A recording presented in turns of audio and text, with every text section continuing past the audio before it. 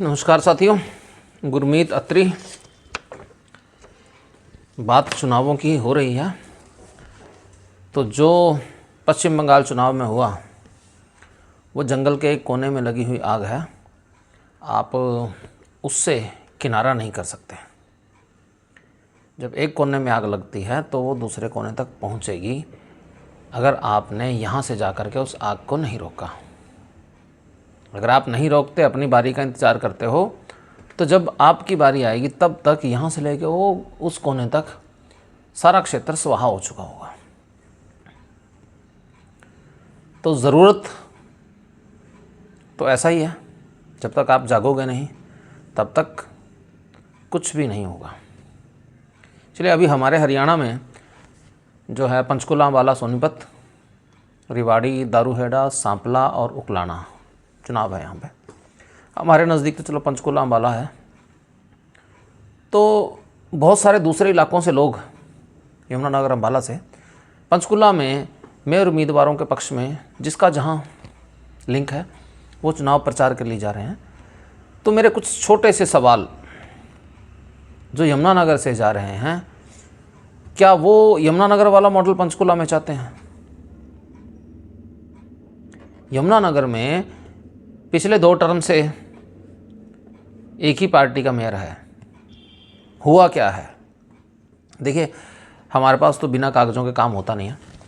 Property ID का घोटाला हुआ यमुनानगर नगर निगम में, बढ़िया वाला, आज तक ठीक नहीं हुई। बहुत सारी शिकायतें हैं, अफसर शिकायतें दबा के बैठ जाते हैं। सफाई व्यवस्था चरमराई हुई है, कहीं टिप्पर नहीं आ रहे हैं, कहीं ट्रॉलियाँ नहीं आ रही हैं, कहीं कूड़ा उठ रहा है, अपनी मर्ज़ी से उठ रहा है, पता ही नहीं भाई हो क्या रहा है। सारे निगम क्षेत्र में जो पुरानी बड़े वाली 9 मीटर की 6 मीटर के लाइट पोल थे, एलईडी वाइट लाइट थी, उनको हटा करके अब नई तरह की कुछ डेकोरेटिव लाइट लगाई जा रही हैं। जनता के पैसों की बर्बादी है। जो मूलभूत सुविधाएं कॉलोनियों में हैं वो तो मिल नहीं रही। हाँ, दिखावा कर लो सुंदरता का, और वो भी सिरे नहीं चढ़ रहा, उसमें भी भ्रष्टाचार ज़्यादा है, सबको पता है। एसटीपी जो है वो पर्याप्त नहीं है, जितने होने चाहिए उतने हैं नहीं। ये मॉडल आप लेकर के पंचकुला जा रहे हो, बड़ी कमाल की बात है। जल भराव है, सलम कॉलोनी है, वार्ड नंबर 10 है, 11 है। हर बरसात में पानी भरता है, सीवरेज ओवरफ्लो होता है, बरसात का पानी नहीं निकलता है। उसके बावजूद आप जो नहर की WJC नहर है उसके साथ में एक रिवर फ्रंट बना रहे हो 10 करोड़ की तकरीबन एस्टिमेटेड कॉस्ट का। तो उसका क्या मतलब है? जल निकासी का प्रबंध करवाइए ना, लोगों को सुविधाएं दीजिए। ये दिखावे, सुंदरता दिखाने से आप सुविधाओं का जो अभाव है उसको नहीं ढक सकते हैं।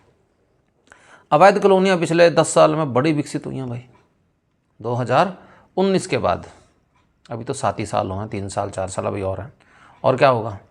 और ज़्यादातर अवैध कॉलोनियाँ, कॉलोनाइज़र जो हैं वो सरकार द्वारा, सरकार के नुमाइंदों के द्वारा संरक्षित हैं, सबको मालूम है। लेकिन कागज़ मरेंगे नहीं। रेट्रोस्पेक्टिवली अगर कोई दूसरी अच्छी सरकारें आती हैं जिनका के विज़न अच्छा होगा, तो रेट्रोस्पेक्टिवली जिन लोगों ने 2-2 करोड़ रुपए के होटल, मॉल्स, शॉपिंग कॉम्प्लेक्स, घर ये बना लिए हैं, एक सिरे से सब के ऊपर अगर सरकार चाहेगी तो बुलडोज़र फिरेगा। ध्यान रखिएगा, क्योंकि आज नहीं लोग बोल रहे, कोई बात नहीं, पता तो है सरकार के संरक्षण में कौन काम कर रहा है और कौन अत्याचार कर रहा है, वो सभी को पता है। मुझे भी पता है, आपको भी पता है, कुछ लोगों को हमसे भी ज़्यादा पता होगा। नगर निगम में कचरे को लेकर के बहुत सारी समस्याएं हैं। कहीं गाड़ियां नहीं जा रही हैं, कहीं एम्प्लॉयज़ ही पूरे नहीं हैं। कचरे का ट्रीटमेंट कैसे हो रहा है किसी को नहीं पता लग रहा। सब अधिकतर कचरा डंपिंग साइट पे रात को बड़े बड़े ट्रॉलर भर के जाते हैं, कोई देखने वाला सुनने वाला नहीं है। पार्क बनाई जाते हैं, पार्क बना लो, पार्क बना लो, पार्किंग कहीं है नहीं। बड़ी समस्या पार्किंग की है, उसकी तरफ ध्यान नहीं है, बस पार्क बना लो। और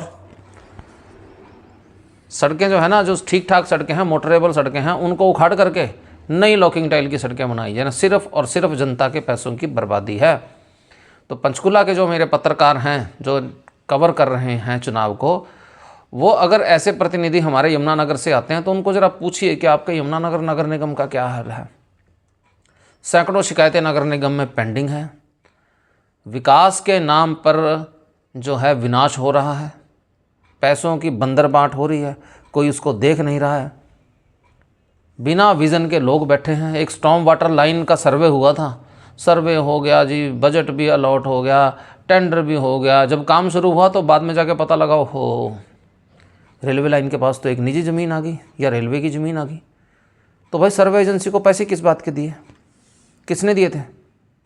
ये सब आप लोगों के करने का है, हमारे करने का नहीं है। एक रिवर फ्रंट के नाम पे 50-52 ना वो था ओपन एयर थिएटर, उसके नाम पे 50-52 करोड़ रुपए खर्च दिए, उसकी ज़रूरत नहीं थी।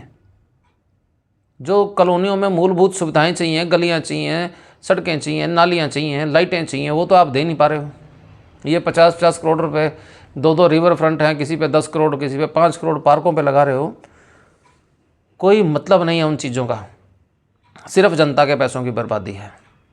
मैं फिर दोबारा उन सभी पत्रकारों से निवेदन करता हूं जो पंचकुला में इलेक्शन कवर कर रहे हैं, अगर कोई यमुनानगर से प्रतिनिधि आता है तो उसको सवाल पूछिए ज़रा कि आपके यमुनानगर का क्या हाल है। क्योंकि मेयर का काम क्या होता है, उनके अंडर जो काम आते हैं, तो शहर की साफ़ सफाई का काम आता है, प्रॉपर्टी आईडीज़ की त्रुटियां ठीक है नहीं है उनका काम आता है, स्ट्रीट लाइट्स का काम आता है, जल भराव का काम आता है, विकास के काम है, गलियों का निर्माण है, पार्कों का निर्माण है। और इसी में इतनी धांधली, सबूतों के साथ धांधलियाँ हैं। मैं तो चाहता हूँ कि पंचकुला वाले जो रिपोर्टर हैं, अगर कभी यमुनानगर आएँ, इलेक्शन से एक दिन पहले, 2 दिन तो रह गए, आएँ और लोगों को दिखाएं कि यहाँ का क्या हाल है।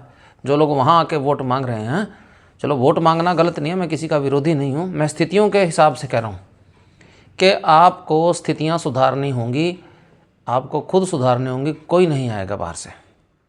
ध्यान रखिएगा कि पंचकुला में यमुनानगर मॉडल नहीं चाहिए भाई, उतनी बर्बादी, उतना पैसे का दुरुपयोग नहीं चाहिए। कम से कम पंचकुला को ठीक रहने दीजिए।